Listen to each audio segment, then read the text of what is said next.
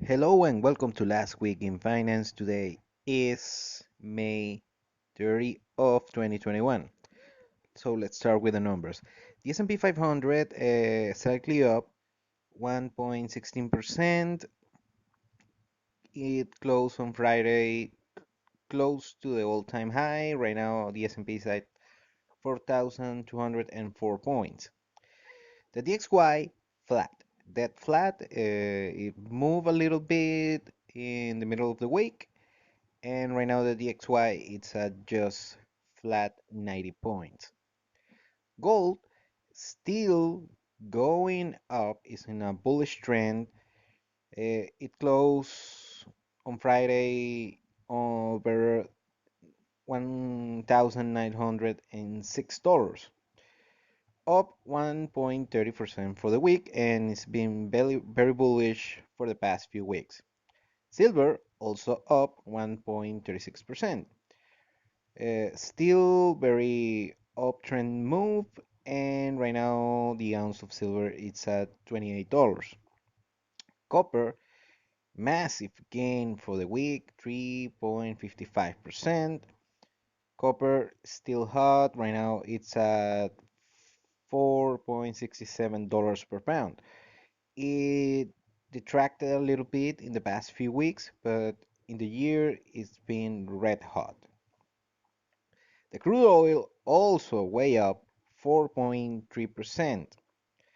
Right now, the barrel of crude oil is close to $67 per barrel. And of course, we'll talk a lot on this podcast as the commodities are surging tremendously, going very up. They're on a bull market right now. The 10-year Treasury bond took a hit, 3.5% down, and that's good for the markets. Uh, The markets see it that way. Right now, the yield of the 10-year Treasury bond it's at 1.58%. And of course, Bitcoin slightly up for the week actually, 3% around. And right now the Bitcoin is at 36,000 over $36,000. Ethereum it's $2,400 roughly, almost 10% up from the previous down from past week. Okay, more on crypto later. Right now, I want to focus on something. Right now, we're seeing this big nominal growth of GDP, the stimulus, everything else. The mainstream media is talking about the economic recovery, and of course, it's a dead cat pounds from the crash from COVID last year. The thing is, what I'm seeing right now in the U.S. economy beyond of the asset bubbles is stagflation. And for you guys that are not an economic geek like myself, stagflation means high unemployment and high inflation. When you see these, shitty economies, underdeveloped economies, they're basically in permanent stagnation, stagflation, permanently in high unemployment rate and high inflation rate. That's what we see in the United States. Well, you guys are gonna find out for yourself. Right now, the GDP of the US it's at nominally at $22 trillion. It's 4% from the last year. Okay, nominally it looks fine, but it's more to that. Right now, the U3 unemployment rate, the official unemployment rate, is at 6.1%. The U6, the more real unemployment rate, it's at more real, not fully real, it's at 10.4%. So that's high. It's not, Armageddon high, still high. The labor force participation rate is at 61.7%. And the tendency since the year 2000, it's been going down and down and down. Of course, the participation rate, it means the whole people there are working, and right now it's at 61.7. So, I mean, not terrible, but it's been going down from 67% roughly from starting basically the millennium. Okay, now we have the inflation rate that officially is at 4.2%. This is the official CPI. According to Shadowstat, the real inflation rate measured by the old method of the CPI, it's at 12%. That's not seasonally adjusted, and seasonally adjusted is at 8%. So let's say a break even of 10%. And right now, if we do the summary of roughly 10% inflation and 10% unemployment rate, the U6 unemployment rate, the real unemployment rate, that's over 22%. And if you want to get sophisticated, it could be 25%. That will make the United States economy right now what is called in the miserable index points one of a very miserable economy. I mean, supposed to be the greatest country on the world, the biggest economy on the world, whatever, wherever, yada yada yada.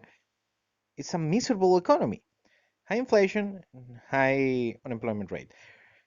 Measure as it should be measured, and it's a very concerning. And still, we have a big asset bubble of U.S. equities, and you name it.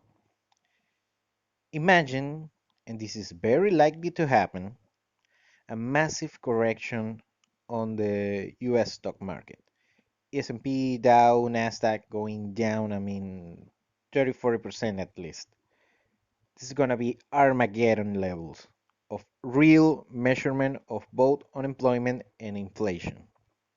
Of course, inflation can be tempered maybe with a crisis like the GFC on 2008 or the dot-com in 2000. So what's gonna happen? I don't know. I'm not fucking Nostradamus. Sorry about the swearing. And the thing is, something's gonna happen. These bubbles can last forever. Every It's very likely these bubbles are gonna burst anytime soon. We're seeing with Bitcoin, of course, that's secondary. With U.S. equities, when these bubbles burst, this thing trickle down for, for sure. Remember, Occupy Wall Street? It's going to happen even worse. It's likely to happen even worse. So I'm going to let you guys sit on it and get your own conclusions, like always. So keeping up with the economic news, jobless claims reports went down. Right now, the last jobless claim report is at 4,006. 406,000. Sorry about that. The people on unemployment benefits in the United States, both state and federal, went down from 17 million. Right now, it's 50.8 million. So, very good. Also, we heard the news about Florida cutting their unemployment benefits, and these benefits, the federal benefits for unemployment, should be cut by September. I think that is their expire. So let's see what's going to happen. And of course, Janet Yellen again. Come on, I hate this broad. Couple things from Yellen this week. First, she did a meeting, a virtual meeting with other finance ministers of the G7 economies, and she was talking nonsense about the climate change and the measures that should be taking place in order to fight climate change and, mumbo jumbo, political mumbo jumbo. But the most frightening thing is she wants to increase government spending. She says government is operating like 2010, and federal government and treasury should pursue more aggressive spending, public spending. Right now, she also talk about increasing of the IRS budget, increase about 80 billion, something like that. And of course, Janet, right now you are in a big bubble. The monetary expansion is being huge. You are right now at 130% of debt to GDP ratio, and you want to spend more. So I'm not a fucking PhD, but you can be that moron, Janet. Come on. You can be that stupid. You're talking like a banana country dictator. And you're gonna get banana country dictator results in the broad economy. So guys, keep an eye on that. And I want to close with this nonsense about the environmental impact of Bitcoin. Oh, for my crypto guys, I mean, here's the deal. Bitcoin consumes around 0.01% of the energy around the world.